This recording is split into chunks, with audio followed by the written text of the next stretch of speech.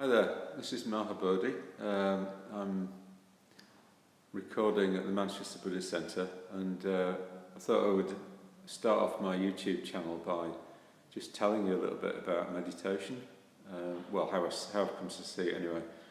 So I began writing a book on ritual in 2003, and I've been teaching here at the Manchester Buddhist Centre since 1997 when I got ordained into the Triratna Buddhist order, and after 2 years of working on trying to write a book on ritual and the theory behind ritual, I thought that I would move over to mindfulness, not because there was a mindfulness boom going on, because there wasn't at that time. That was in 2005. Some friends, Vidya Mala, who was here doing some pain management stuff based on John Kabat-Zinn, but there wasn't really a lot of mindfulness stuff around, and I felt like I needed to look at that because I needed to explain meditation, and meditation is kind of based on mindfulness. So I went from ritual to meditation to mindfulness. The atmosphere around a ritual is important, and that's a meditative atmosphere. So anyway, I got onto mindfulness, and I looked at the Satipatthana Sutta. So that's the main scripture in Buddhism that talks about mindfulness, it's very famous, and I tried to kind of make sense out of it. So I was here in Manchester in the 1970s as a physics graduate in physics, and I've got this strong need to try and understand things. So I thought, well, how does this work? How does mindfulness work?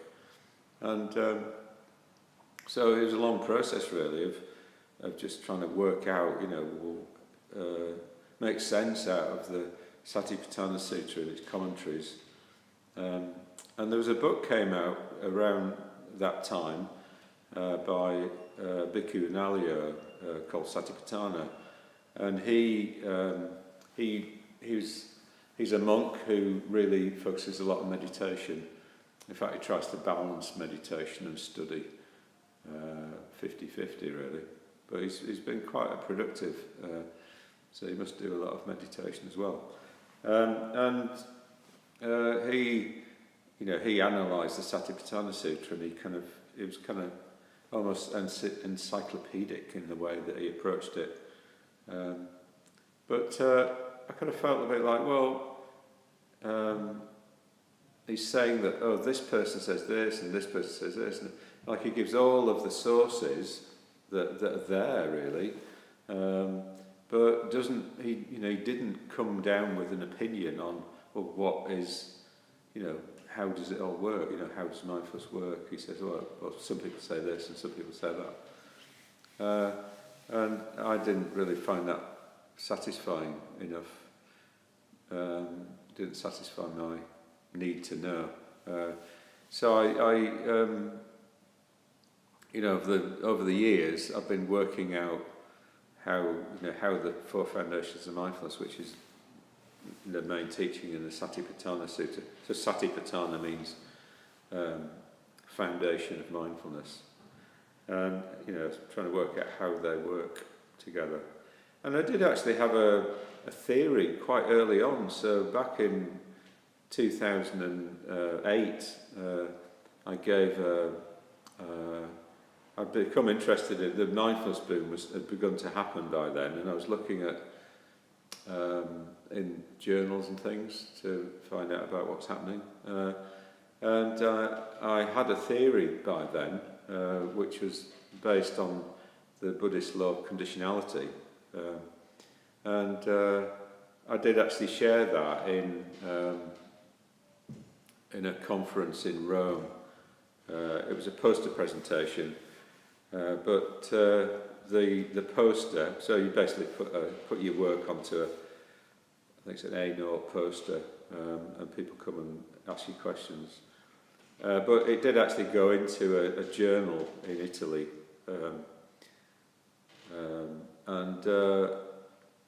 so there's a kind of record of my thinking, right?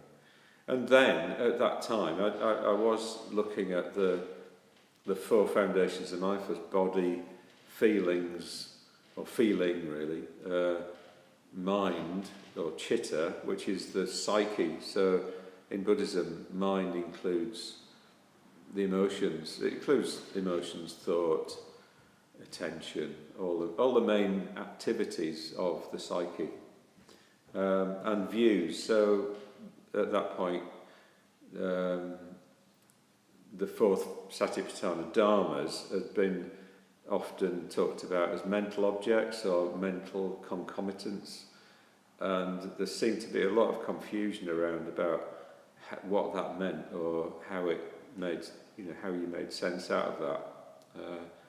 And over the years, I did come down to thinking of dharmas as views, basically, and I can say why later. So I came up with this theory that the four foundations of mindfulness kind of condition each other, and I felt happy with that. But it's like it takes a lot of years for thoughts to evolve, and for things to become apparent. And I was running on all sorts of ideas about trying to do a sort of a singular definition of mindfulness that would be broader than John Kabat-Zinn's being aware in the present moment, non-judgmentally. That would kind of be more of a Buddhist perspective. And I did in the end come up with something. I've had a period of more kind of regularly teaching meditation here at the Buddhist Centre, and over the last 10 years or so, and often working with another order member called Nishpra.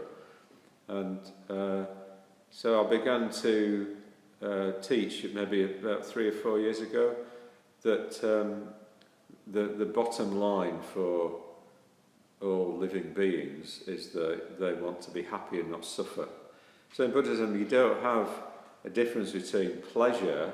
There's just one word for pleasure and happiness, and there's one word for suffering and pain. So it's sukha is happiness or pleasure, and dukkha is suffering or pain. So it's just an experience of pleasure or pain. So all beings are looking for that, looking for pleasure and happiness and fulfillment and meaning. And if you want to bring that into the world, you basically need 2 things. You need to want it, first of all.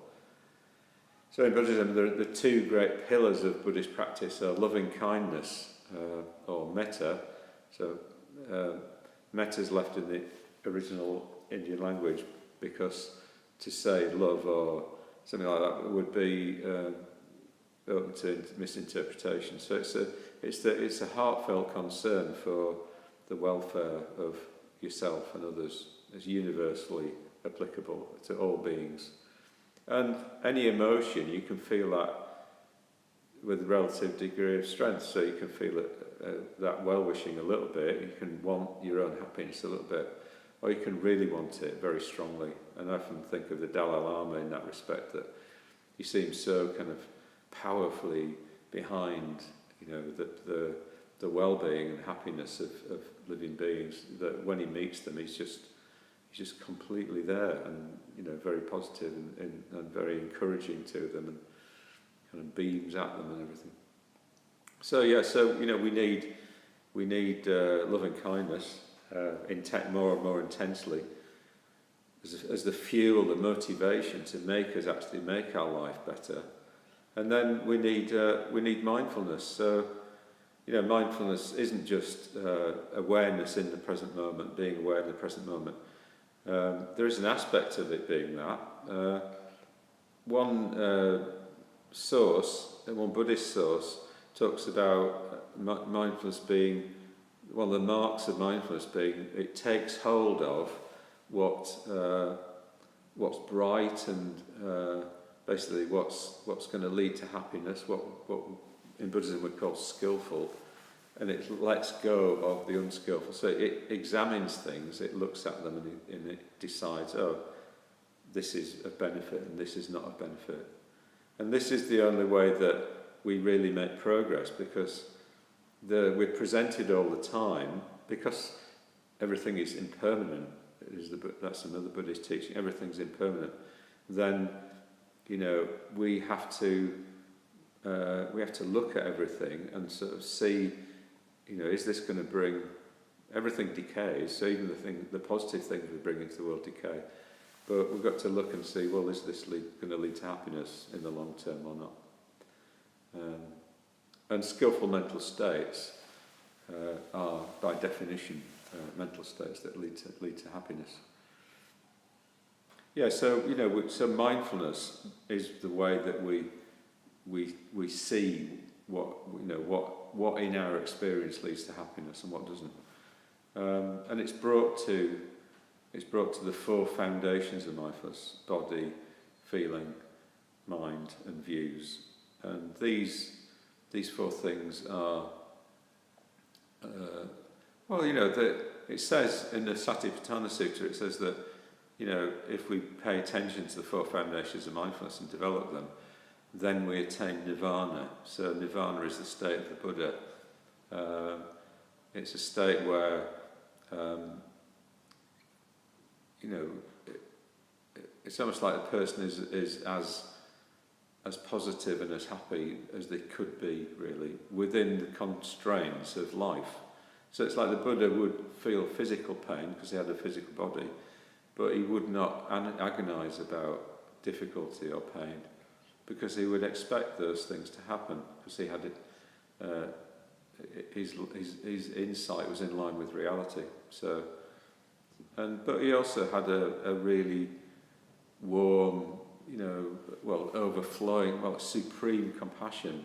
So he was intensely interested in all beings and their welfare. So it's not like he was unemotional, he was very emotional, very strongly emotional. And so we can see those four foundations of mindfulness as being the conditions that are either sources of happiness or sources of suffering. So if we can bring mindfulness to them, then and turn them all from being sources of suffering to being sources of happiness, then we manage to attain nirvana. So this is the basic kind of message that I'm kind of teaching now when I teach Buddhism and teach meditation. So I'm going to say more about that in future videos.